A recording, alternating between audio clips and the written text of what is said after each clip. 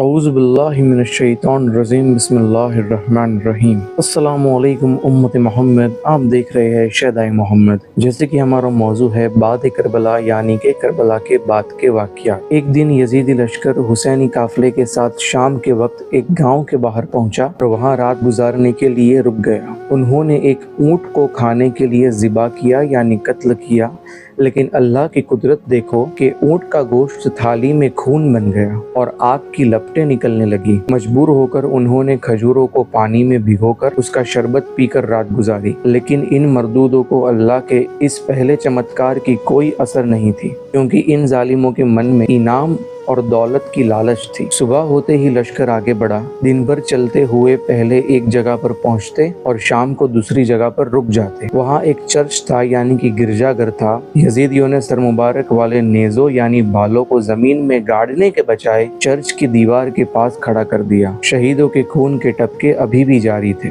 अचानक चर्च की दीवार फट गई और एक मजबूत हाथ निकला। हाथ में एक कलम थी जिसने शहीदों के खून में डुबाकर दीवार पर लिखा, अतरजू उमता कतलन हुसैना शफाअत जद्दही यौमन हिसाबी, जिसका मतलब होता है, किया है कत्ल जिन्होंने प्यारे हुसैन को, है क्या उन्हें भी उम्मीद शफाअत महशर में। जब मरदूद यजीदियों ने इस दीवार पर लिखी बात को पढ़ा तो उनका दिल डर गया। उसके भयानक अंजाम के बारे में सोचकर उन्होंने सिर झुका लिया और खूब घबराहट की हालत में तुरंत वहां से आगे बढ़ने लगे। दिन भर सफर करने के बाद जब शाम हो गई तो वो तीसरे मुकाम पर रुक गए, तो वहां भी उनके सामने एक गिरजाघर यानी कि चर्च दिखाई दिया। उन्होंने उस गिरजाघर की दीवार पर भी वही शेर लिखा हुआ देखा। तब उन बदकिस्मत जालिमों ने उस गिरजाघर के पादरी को बुलाकर पूछा, ऐ पादरी, यह बताओ कि इस चर्च की दीवार पर यह शेर किसने और कब लिखा था। पादरी ने जवाब दिया, यह शेर मेरे ज़माने में नहीं लिखा गया था। मैंने इसे अपने पूर्वजों यानी के बाप दादाओं से सुना है कि यह शेर अल्लाह के प्यारे पैगंबर सल्लल्लाहु अलैहि वसल्लम की पैदाइश से लगभग 500 साल पहले इस चर्च की दीवार पर लिखा हुआ देखा गया है और तब से यहाँ मौजूद है।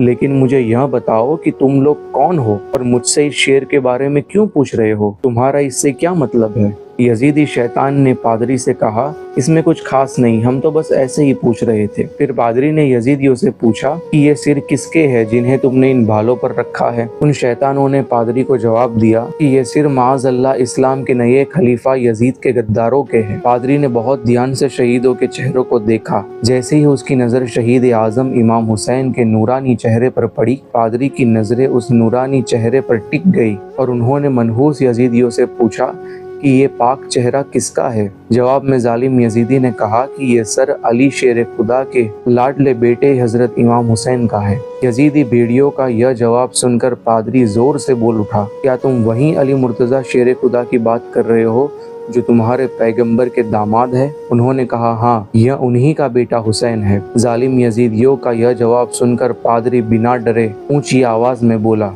अरे तुम बदनसीब जालिमों, तुम खुलकर क्यों नहीं कहते कि यह नूरानी शख्सियत तुम्हारे पैगंबर के प्यारे नवासे की है? तुम जालिम लोग लफ्जों को इधर उधर करके अपने दर्दनाक जुल्म को छुपा नहीं सकते। अरे बेवफा जालिमों, याद रखना, इस जुल्म व सितम व गद्दारी का ये नतीजा वाकई बहुत खौफनाक और खतरनाक है। इसमें कोई शक नहीं कि आज नहीं तो कल तुम्हें अपने किए का अंजाम भुगतना ही पड़ेगा। खैर, इतना तो तय है, आप लोग आज रात यहीं रुकने वाले हैं। भले ही तुम लोग रात यहीं रुको, लेकिन मेरी तुम लोगों से एक गुजारिश है कि अगर आप ये 10,000 दिरहम कबूल कर ले तो बदले में मुझे इस शहीद आजम इमाम हुसैन का सर मुबारक आज रात के लिए दे दीजिए। मैं सुबह आपको वापस कर दूंगा। ये जालिम यजीदी कुत्ते इनाम और दिरहम और दौलत के भूखे थे, इसीलिए वो इन 10,000 दिरहम को मना नहीं कर सके। वैसे भी ये यजीदी कुत्ते दौलत और लालच में अपना मजहब और ईमान पहले ही बर्बाद कर चुके थे, इसीलिए पुजारियों के दिए हुए 10,000 दिरहम को इनकार न कर सके और इमाम आली मकाम यानी इमाम हुसैन का सर मुबारक पूरी रात के लिए उस पुजारियों के हवाले कर दिया और गफलत की गहरी नींद सो गए। अब इस पादरी ने इमाम हुसैन रज़ियल्लाहु ताला अन्हु का सर मुबारक लिया और पहले उसे गुलाब के पानी और केवड़े से धोकर एक छोटे से चंदन की चौकी यानी मेज पर मखमल चादर और गिलाफ बिछाया, उस पर कस्तूरी और अंबर छिड़का, फिर उस पर बड़े अदब व एहतराम के साथ रख दिया। अपने हाथ को अदब से बांध कर खड़ा हो गया और अपनी निगाहों से बड़े अदब से इमाम हुसैन के सर को देखने लगा। उसी वक्त उसकी आंख के सामने एक नूरानी मंजर दिखाई देने लगा कि सर मुबारक से एक नूर निकलता और आसमान की ओर उठता नजर आया, जिसने जमीन से लेकर आसमान तक चारों ओर नूर की रोशनी फैला दी। नूर का यह नज़ारा देखकर वो पादरी दंग रह गया और नूर का ये नज़ारा रात भर चारों ओर रहा और यह पादरी भी नूर के इस मंजर में इतना खो गया कि उसे सुबह कब हो गई उस बात का पता ही नहीं चला। सुबह होते ही उस पादरी ने कहा, ए नवासा रसूल, आपको बेशक मौत नहीं आई, अब जिंदा हो और अब गवाह रहना कि मैं कलमा पढ़ रहा हूँ, अशहदु अल्ला इलाहा इल्लल्लाह व अशहदु अन्ना मुहम्मदन रसूलु। इस तरह वो पादरी कलमा पढ़कर ईमान की दौलत से मालामाल हो गया। वो खूबसूरत दीन इस्लाम को कबूल करके मुसलमान हो गया। अब जैसे ही सुबह हुई, यजीदी जालिमों ने पुजारी से इमाम का सरे अक़दस ले लिया और उन 10,000 दिरहम को एक थैले में डाल दिया। वे आगे बढ़े और दोपहर के वक्त एक जगह रुके। जब इन जालिमों ने दिरहम आपस में बांटने के लिए थैला खोला तो अल्लाह की कुदरत के करिश्मे से कुछ दिरहम के अलावा बाकी सभी दिरहम राख हो गए थे। बचे हुए जो दिरहम थे उसकी एक तरफ यह आयत लिखी हुई दिखाई दी, वल्ता अहसबुनल्लाह गाफिलन अम्मा या अलल जालिमून, जिसके मानी होते हैं जुल्म करने वालों के जुल्मों से अल्लाह को बेखबर व अनजान ना समझो।